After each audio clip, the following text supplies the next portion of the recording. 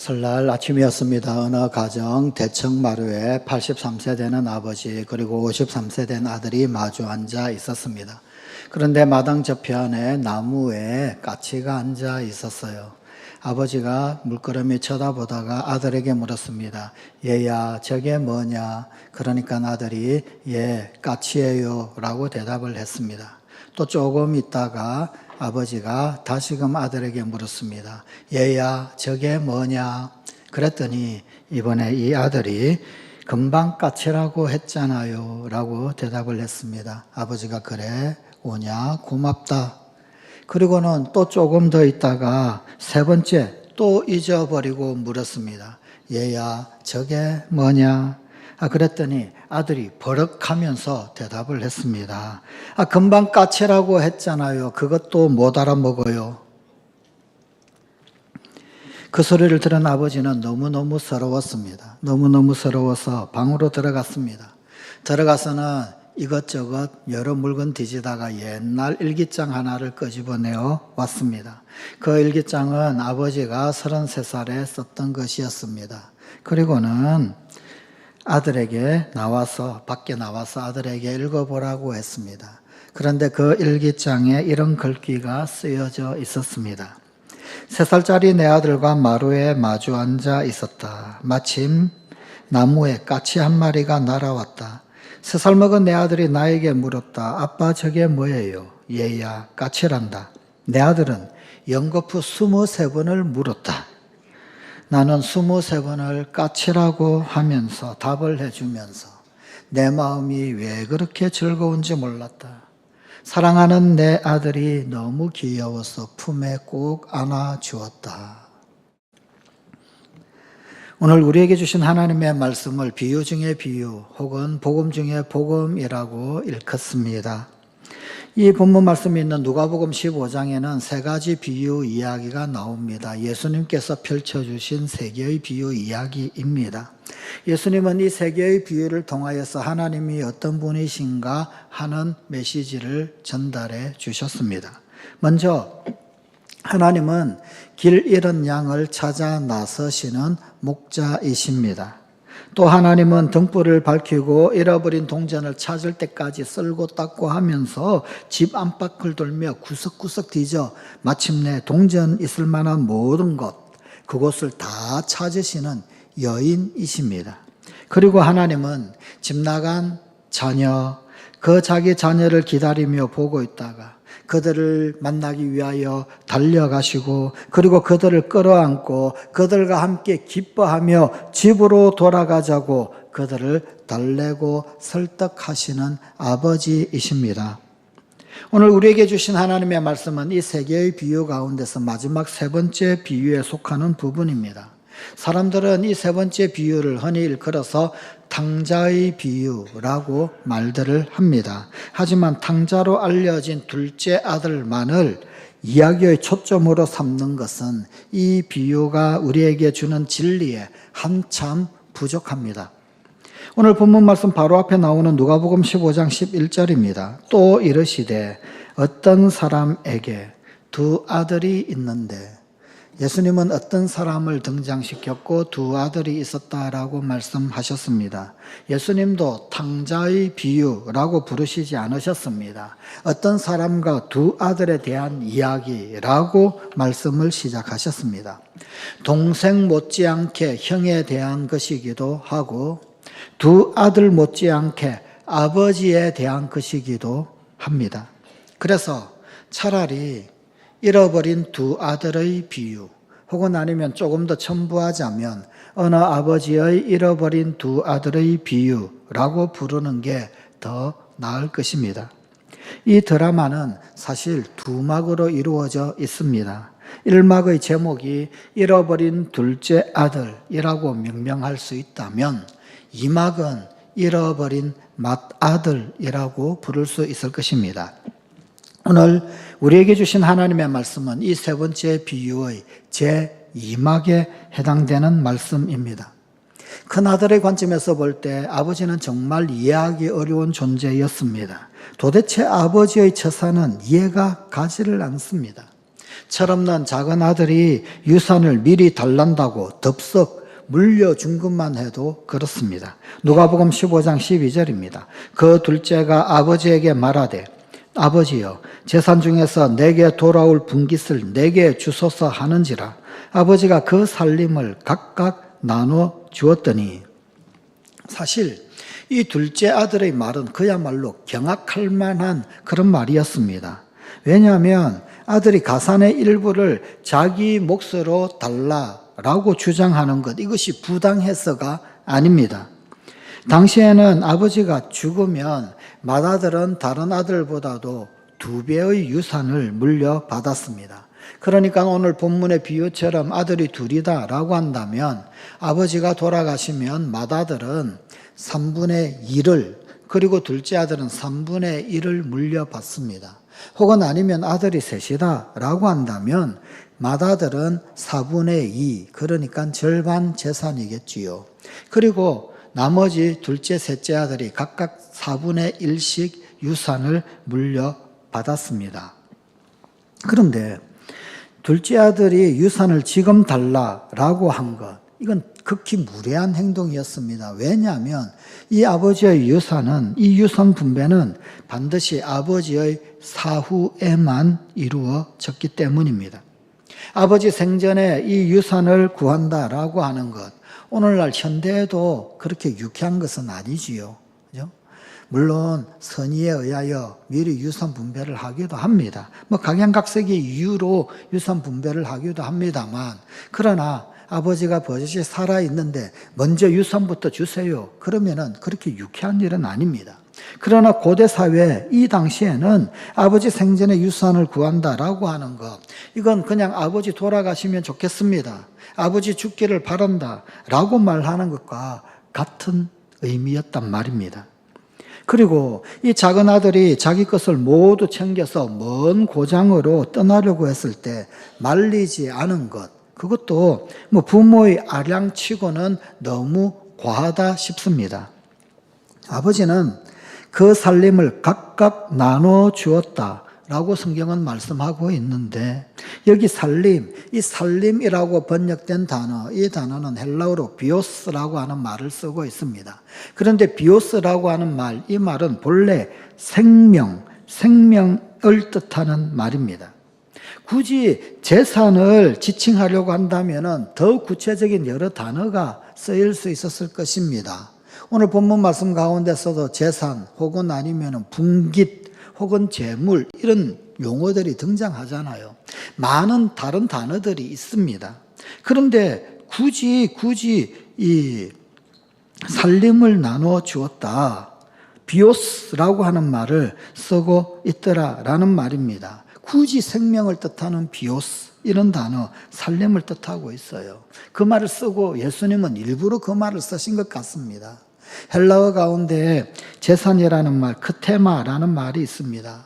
이 크테마라고 하는 말, 물론 재산을 의미하지만, 그러나 주로 토지를 가리킬 때 크테마라고 하는 말을 씁니다. 하지만 예수님은 이 크테마라는 말을 쓰지 않으셨어요. 굳이 비오스, 생명. 이 아버지의 자산, 고대의 자산이 주로 그러합니다만, 이 아버지의 자산도 주로 아마도 토지였을 것입니다. 부동산이었을 것입니다. 그러니 순자산 3분의 1 떼어내려고 한다면 아마도 보유한 토지의 상당량을 처분을 해야만 했을 것입니다. 과거에서 사람들은, 그 사람의 정체성은 그가 사는 장소 혹은 아니면은 땅과 깊은 관계에 있었습니다. 사람들은 그 정체성이 장소나 땅에 매여 있었습니다. 구약 성경 가운데서 사람을 이야기를 할 때 어디의 누구라고 이야기하면서 어떤 장소를 많이 이야기하지요. 신약 성경 가운데서도 가룟 유다라고 했을 때 이스카리옷에 사는 유다라는 말입니다. 그러면서 지명과 사람 이름을 이야기하면서 이 사람의 정체성, 그 이름을 장소와 결부시켜서 많이 설명을 합니다. 성경뿐만 아니었습니다. 고대 사회는 주로 이런 사상들이 많이 있었습니다. 곧 땅은 정체성과 결부되어져 있는 중요한 요소였었습니다. 그러기에 땅의 일부를 잃으면 곧 자아의 일부를 잃게 되는 것이고, 뿐만 아니라 지역사회 내에서 그 지위와 뭉텅 잘려 나가는 것과 다름이 없었습니다. 결국 아버지에게 이 둘째 아들이 요구한 것, 그것은 아버지의 목숨을 찢어달라, 생명을 찢어달라라고 하는 것이었습니다. 그리고 아버지는 살림, 곧 비오스, 생명을 나눠 주었습니다. 이러함에도 아버지의 행위는 이 작은 아들이 방중한 생활로 모든 것을 탕진을 하고, 그래서는 공궁에 허덕이게 되어진 그 원인을 제공한 셈이 되고 말았습니다. 괜히 재산 미리 나눠줘가지고 허랑방탕하게 다 날려버리게 만들고, 그 원인 결국은 아버지가 나눠줘서 그런 것 아니냐라는 것입니다. 그건 그렇다고 치십시다. 또 당신께서 허락을 하셔놓고는 왜 만날 노심초사 이 작은 아들 돌아오지 않는가? 이 작은 아들 걱정이십니다. 또 당신께서 그러셔놓고는 이제나 저제나 이 작은 아들이 언제 돌아오나 목 빼고 기다리고 늘 동네 어귀에 서성거리고 있단 말입니까? 부하가 치밀게 한 건 바로 그 다음의 이야기입니다. 어느 날 일터에서 집으로 돌아와요. 그런데 집에서 무슨 소리가 막 들리는 것 같습니다. 음악 소리 같고 사람들이 왁짝지껄하는 소리 같고 춤추는 소리 같고, 가만 들어보니 잔치 소리입니다. 하인에게 무슨 일이냐라고 물었습니다. 그랬더니 하인이 하는 말이 아우님이 돌아오셨습니다. 아우님이 몸성이 돌아오셨다라고 하여서 아버지께서 살진 송아지를 잡아 잔치를 열고 계십니다 라고 말을 합니다. 하인으로부터 그 자초지정을 마저 들으니까 그야말로 속이 뒤집히고 부하가 치밀어 오릅니다. 분통이 터질 노릇입니다. 어찌 당신의 가산을 탕진한 그놈을 그렇게 속없이 환영할 수 있는가? 포옹, 입맞춤, 좋은 옷을 입혀주고 반지를 끼우고 발에 신을 신기고 급기야 살찐 송아지까지, 나 원참 기가 막혀 환장하겠네. 아버지니까 그럴 수밖에 없었겠지. 본디 부모 사랑이란 게 내리 사랑이니 그러셨겠지. 그런 것이 자비의 어쩔 수 없는 속성이니까 누구도 말릴 수 없었겠지. 아무리 이렇게 접어드린다 할지라도. 그럼에도 불구하고 잔치까지 이웃까지 다 불러 살찐 송아지까지 잡는 아버지의 저 과잉 환대는 도저히 이해해 줄 수가 없습니다. 이에 큰아들은 노하여 들어가고자 하지 아니합니다. 잔뜩 골인한 큰아들, 맏아들, 낌새를 알아챈 아버지, 그 아버지가 밖으로 나옵니다. 그리고는 그의 등을 두드리며 들어가자고 타이릅니다. 오늘 본문 28절 말씀입니다. 그가 노하여 들어가고자 하지 아니하거늘 아버지가 나와서 권한대. 여기 권하다. 이 권하다라고 하는 이 말, 이 단어는 한두 번 권유한 걸 말하는 게 아닙니다. 그 시제상 계속 지속적으로 권면하다. 그 뒤틀린 심사를 누그러뜨리려고 끈질기게 설득함을 가리키는 말입니다. 사실 이 큰아들이 잔치자리에 들어가지 않은 것, 그것은 아버지의 행동에 대하여서 정면으로 공공연히 불신임의 표를 던진 것과 다를 바 없습니다. 또한 아버지가 맏아들과 말하려고 부득이 자리를 떴다라고 하는 것, 이것은 대연의 주체자로서 그야말로 채신이 깎이는 그런 일이기도 했습니다. 고대 잔치자리 베푼 대연의 주체자, 그는 무슨 일이 있으면 하인을 부르든지 혹은 하인을 시키든지 하인이 어떤 일들을 처리를 하지, 그 자리를 이 잔치를 베푼 주인공이, 주체자가 그 자리를 떠나지 않습니다. 그 자리를 비우는 것은 사실은 실례였었습니다. 그러니 그 자리를 떠나서 문 밖으로 큰아들을 마중하러 나온 이 아버지는 엄청 채신이 깎인 일이었기도 합니다. 큰아들, 그는 분노의 정당함을 논리적으로 입증하려 하면서 사실에 입각하여 불만을 털어놓습니다. 아버지의 살림을 창녀들과 함께 삼켜버린 이 아들입니다. 그 녀석이 멀찍이서 보이니까 아버지가 달려가고 거기에다가 목을 껴안고 입을 맞추고 그렇게 하셨다고요. 어서 가장 좋은 옷을 입혀라, 손에 가락지를 끼워라, 발에 신을 신겨주어라 라고 하셨다고요. 아니 그것도 모자라서 살찐 송아지를 끌어다가 잡아라, 먹고 즐기자. 이 내 아들은 죽었다가 다시 살아났고 내가 잃었다가 도로 얻었다 찾았다 라면서 잔치판을 벌려주셨다고요. 이기적이고 계획성 없고 방탕하고 모렴치한 당신의 이 아들한테요.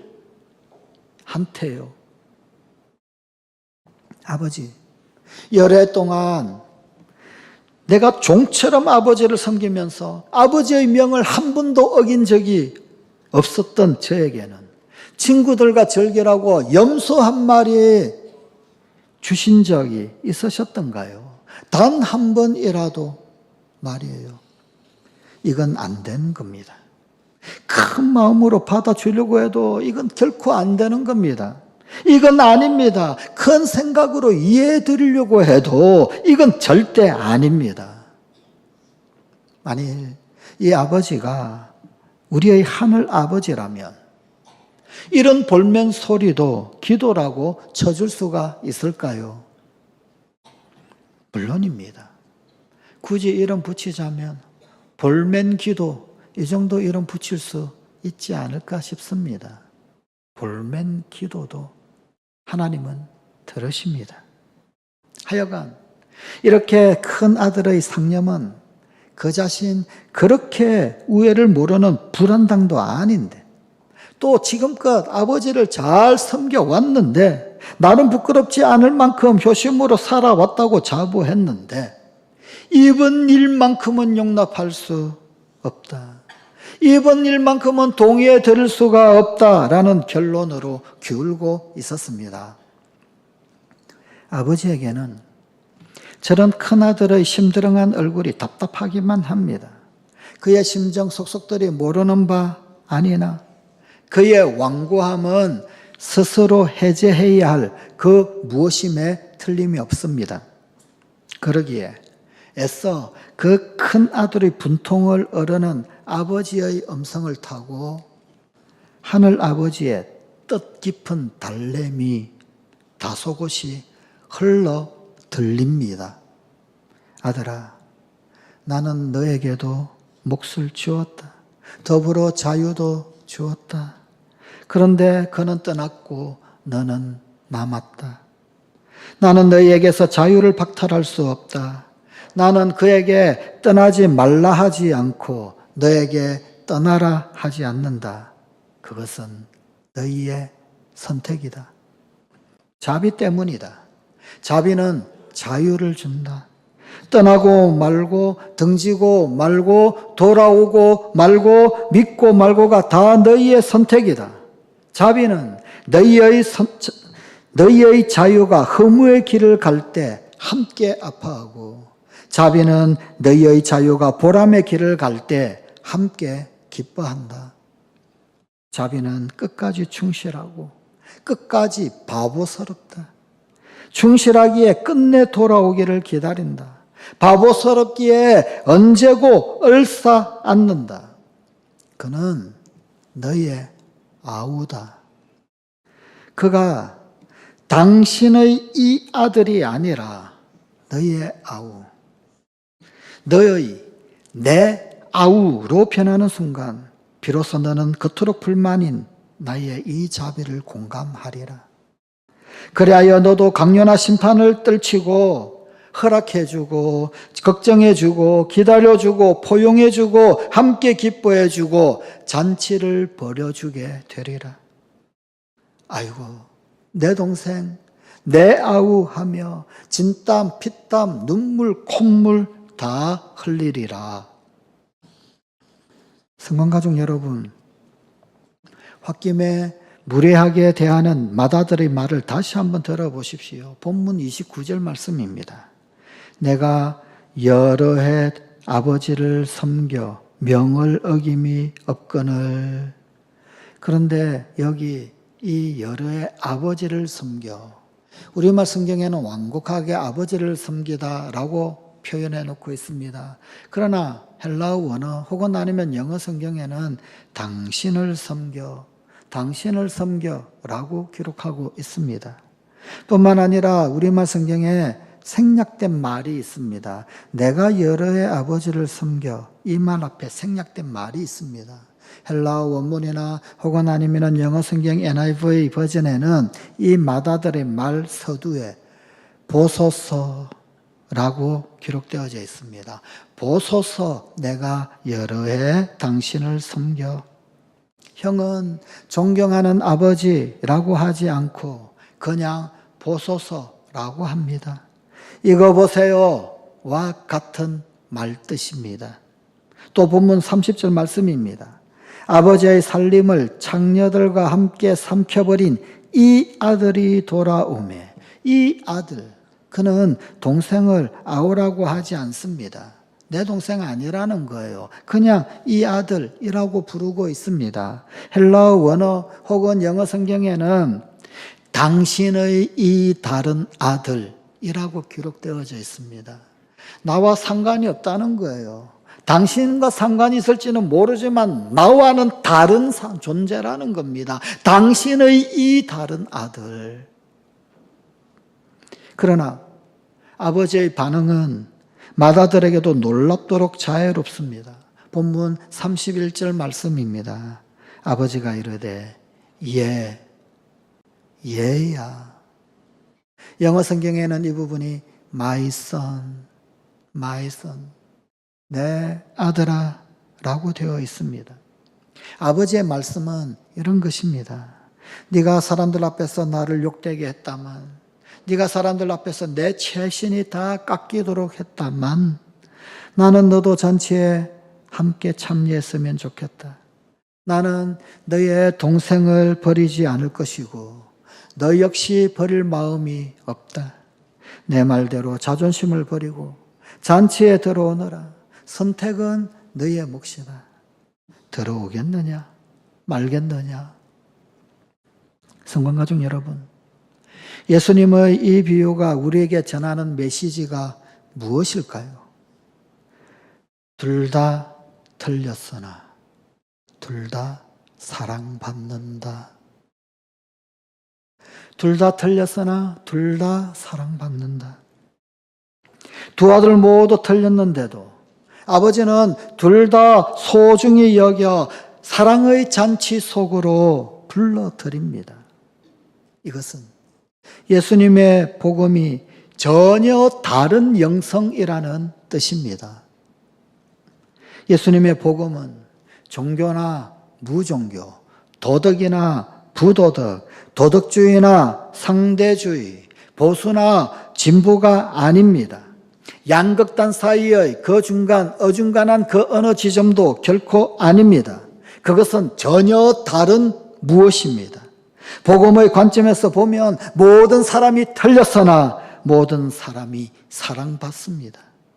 복음은 모든 사람을 불러 그 사실을 인식하게 해서 변화시킵니다. 반면에 형부류의 사람들은 세상을 둘로 나눕니다. 우리처럼 착한 사람들이 실세이고 나쁜 사람들은 퇴물이다. 세상의 진짜 문제는 동생들이다. 하나님을 전혀 믿지 않는 동생부류의 사람들도 똑같이 말합니다. 아니다, 넓은 마음으로 관용하는 사람들이 실세이고 옹졸한 고집불통들, 저 고리타분한 도덕주의자들, 그들은 퇴물이다. 세상의 진짜 문제는 형들이다. 그러나 예수님은 겸손한 사람들이 실세이고 교만한 사람들은 퇴물이다 라고 말씀하십니다. 누가복음 18장 14절입니다. 무릇 자기를 높이는 자는 낮아지고 자기를 낮추는 자는 높아지리라. 시편 138편 6절입니다. 여호와께서는 높이 계셔도 낮은 자를 굽어 살피시며 멀리서도 교만한 자를 아심이니이다. 미국의 어느 신문에 공개 질문이 실렸습니다. 세상의 문제는 무엇인가? 세상의 문제는 무엇인가? 공개 질문이 실리며 누구든지 답하도록 했습니다. 그때 가톨릭 사상가인 G.K. 체스터턴, 그가 이런 짤막한 답신을 보냈다고 합니다. 담당자에게 그건 바로 나입니다. G.K. 체스터턴 드림. 세상의 문제는 무엇인가? 그건 바로 나. 이것이 예수님의 메시지를 깨달은 사람의 자세입니다. 사랑하는 성관가족 여러분, 얘야, 저게 뭐냐? 라며 묻는 아버지의 물음에 어떻게 반응하십니까? 금방 까치라 했잖아요. 그것도 못 알아먹어요. 라고 하십니까? 아니면 23번을 까치라고 답하며 즐거워하십니까? 나는 당신의 이 아들이라고 말하고 있습니까? 아니면 나는 내 동생, 내 아우라고 하십니까? 혹시 하나님 아버지께 볼멘 기도를 드리십니까? 하나님 아버지는 무엇이라고 응답하시던가요? 기도하십시다. 하나님,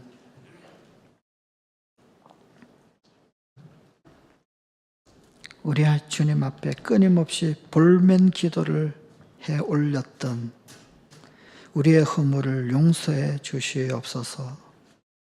그러나 우리의 볼멘 기도에도 자애로 응답해 주시는 하나님의 음성이 들리게 하여 주시옵소서. 오늘도 세상의 문제는 무엇인가? 형이 문제다, 동생이 문제다가 아니라 그건 바로 나다. 우리 주님 예수님의 음성이 새록새록 똑똑히 새겨지는 우리 성관가족들 되게 하여 주옵소서. 오늘도 놀라운 주님의 자비, 주님의 그 거룩한 구원 은혜, 우리 주님의 놀라운 복음, 그 복음이 우리 가운데 오늘도 살아 요동하며 움직이게 하여 주시옵소서. 예수님 이름으로 기도드리옵나이다. 아멘.